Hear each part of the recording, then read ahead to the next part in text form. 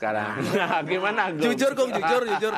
Nah ini kan kita berbicara soal suka, kalau orang bilang suka duka mengarungi bahtera rumah tangga. Ini suka duka mengarungi komunitas nirkala atau gimana Gung?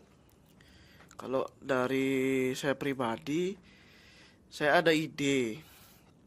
Misalnya saya menonton YouTube, dapat inspirasi seperti ini. Saya kasih dulu ke mereka. Kalau mereka merasa, oh ya coba dulu di studio. Yang penting gimana ya? Saya udah nyaranin. Kalau misalnya dirasa kurang ya, oke, nggak apa-apa, cari lagi gitu sih. Tapi kalau untuk ya ada aja sih rasa Jengkelnya kadang-kadang ya. Oke. udah nyaranin tapi nggak dipakai gitu. Ada kecewanya juga.